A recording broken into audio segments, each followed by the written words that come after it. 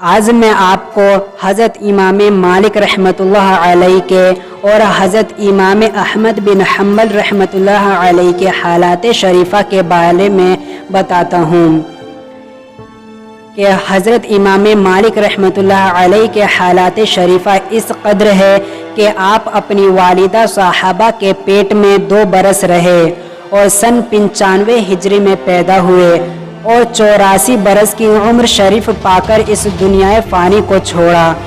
آپ کو حدیثوں کے یاد کرنے کا بہت شوق تھا اور حضور صلی اللہ علیہ وسلم کی سنت کے بڑے عاشق تھے۔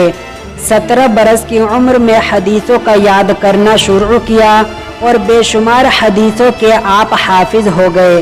حضرت امام شافعی رحمۃ اللہ علیہ آپ کے شاگرد ہیں۔ آپ نے اپنی کتاب موطا میں سے 1000 حدیثیں شاگردوں کو پڑھائے اور تمام عمر مدینہ شریف میں رہے۔ جب آپ حدیث شریف پڑھانے بیٹھتے تو وضو کر کے خوشبو لگاتے اور فرماتے کہ میرا دل اس سے بہت خوش ہوتا ہے کہ رسول اللہ صلی اللہ علیہ وسلم کی حدیثوں کی خوب تعظیم کروں۔ سبحان اللہ، آپ اللہ کے بہت نیک، مقبول اور پیارے بندے تھے۔ اللہ تعالیٰ آپ پر اپنی رحمتیں نازل فرمائے۔ اور اسی طرح حضرت امام احمد رحمۃ اللہ علیہ کے حالات شریفہ اس قدر ہے کہ سن 164 ہجری شہر بغداد میں آپ پیدا ہوئے اور سن 241 میں 77 برس کی عمر میں آپ نے وفات پائی۔ آپ علم و حدیث اور فقہ میں یعنی حدیثوں کا مطلب سمجھنے میں حضرت امام شافعی رحمۃ اللہ علیہ کے شاگرد ہیں اور آپ کے شاگرد بھی بڑے بڑے درجہ کے عالم اور امام ہوئے، جیسے امام بخاری رحمۃ اللہ علیہ، امام مسلم رحمۃ اللہ علیہ۔ آپ کی دعا بہت جلدی قبول ہوتی تھی۔ حضرت امام شافعی رحمۃ اللہ علیہ نے آپ کے بارے میں فرمایا ہے کہ میں نے بغداد میں احمد بن حنبل کے برابر پرہیزگاری اور علمی لیاقت میں کسی کو نہیں چھوڑا۔ آپ کی کتاب مسند شریف علم حدیث میں بڑی معتبر اور مشہور ہے۔ اس میں 30,000 سے زیادہ حدیثیں ہیں۔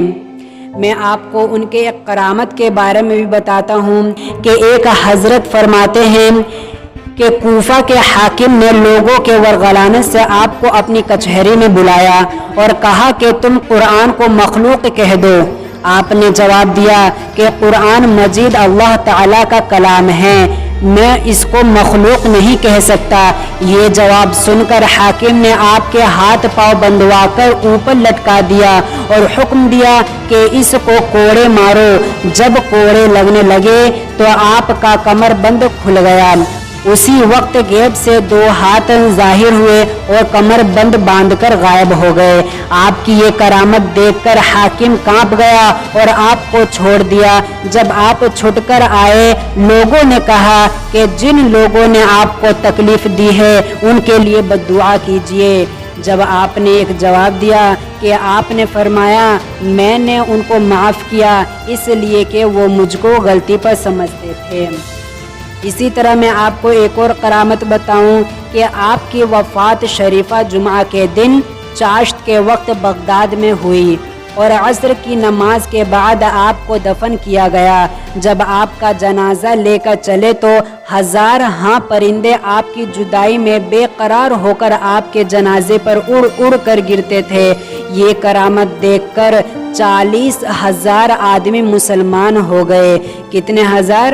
40,000 آدمی مسلمان ہو گئے۔